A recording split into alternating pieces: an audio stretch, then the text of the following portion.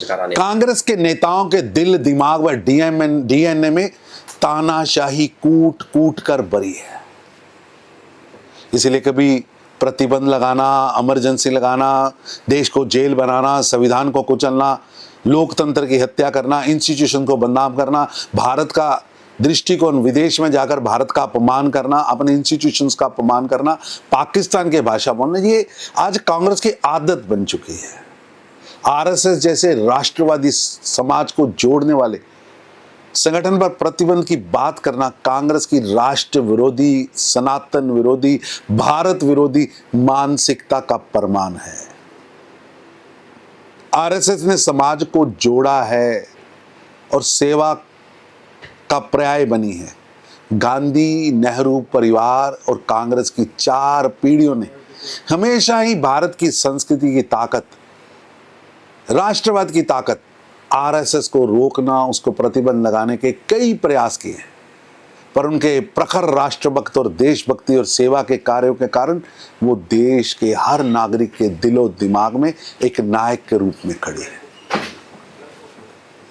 कांग्रेस के इन नेताओं के गलत इरादे देश को समझ आती है कि कांग्रेस पार्टी मुस्लिम लीग को खुश करने की भाषा, जिहादी भाषा बोलकर मुस्लिम लीग की भाषा बोल रही है। लगातार हो रही बेटियों के साथ दरिंदगी की घटनाओं को छोटी घटना कहकर ममता बनर्जी के मंत्री ने बंगाल की बेटियों का, देश की बेटियों का अपमान किया। इस प्रकार की घटिया तुच्छ बयानबाजी देकर ममता सरकार की महिला सुरक्षा के प्रति असंवेदनशीलता सबके सामने आ गई है। अपराधी पर पहले ही 4 एफआईआर थी, फिर भी कॉलेज में नौकरी दी गई। ये सोची समझी साजिश है, नालायकी है, नासमझी है या नौसिखियापन है। ममता सरकार अपराधियों की संरक्षक बन चुकी है। इस समय केवल आरोपी नहीं, कॉलेज के प्रबंधक भी जांच के घेरे में होने चाहिए। बंगाल की जनता अब इस लुटेरी अपराधी सरकार को कठोर सजा देंगे।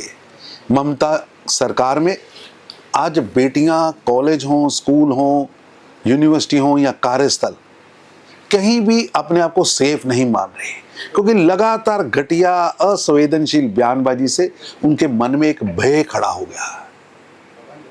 ये स्थिति बेटियों के लिए और खासतौर पर इस देश के अंदर, जहां बेटा और बेटी आगे बढ़कर देश का नाम रोशन कर रहे हैं, ये स्थिति भयानक है।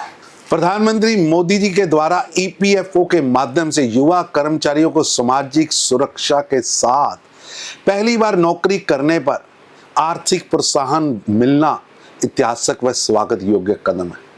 इससे न केवल नौकरियां मिलेंगी बल्कि मजबूत भविष्य की गारंटी भी मिलेगी।